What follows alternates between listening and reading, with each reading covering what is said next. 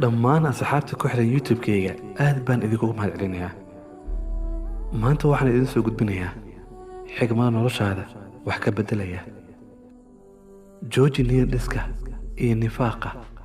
Runtu waxay doontaan noqotee kuwa garabkaaga ku haraya tiradoodu way yar tahay, gaari maayaan farahaaga. Kuwaas weeye kuwa kula joogaya abid. Ixtiraamka aad dadka u hayso micnaheedu ma ahan in aad u baahan tahay. taasi waa akhlaaqdaada, xitaa dadkaasi haddii aysan mudnayn inaad ixtiraamto. Maalin maalmaha ka mid ah waxaad ku qasbanaan doontaa inaad isaga tagto riyooyinkaaga oo aad ku noolaato runta.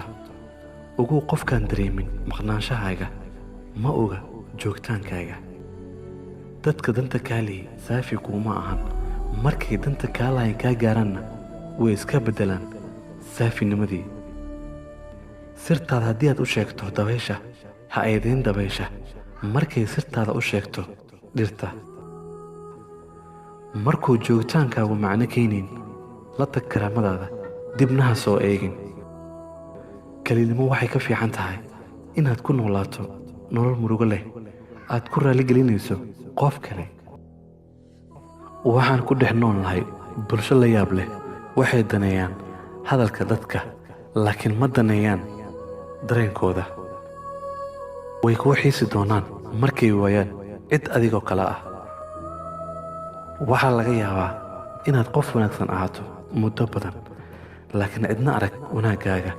laakiin qaladkaad samayso baa la wada arkayaa.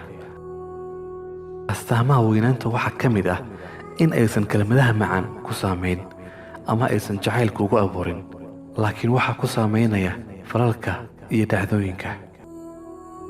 maalmo qurux badan samayso, cidna ha daba fariisan maalmaha farxaddaada leh. cidna ha eedayn hadday ku niyad jabisay. eeday naftaada, sababtoo ah adigaa ka fiishay intii lagaa rabay ka badan. ha joojin nolosha sabab kugu timid niyad jab, sababtoo ah wakhtigu ma joogsado saacaddu hadday xumaato.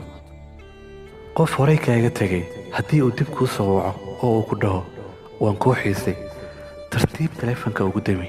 qofka aad hadda haystana laabta gasho. wax waliba waa macquul in ay isbeddelaan marka laga reebo kuwa dareenka dhabta ah kuu haya. maxaan markaan iftiinka joogo kaaga baahanahay haddii aanan ku helaynin markaan mugdiga joogay? daruuf keliya kuuma xadidi karto mustaqbalkaaga. go'aanadaada waa ka qayb. baro inaad ka tagtid meel walba oo aadan mudnayn inaad joogto.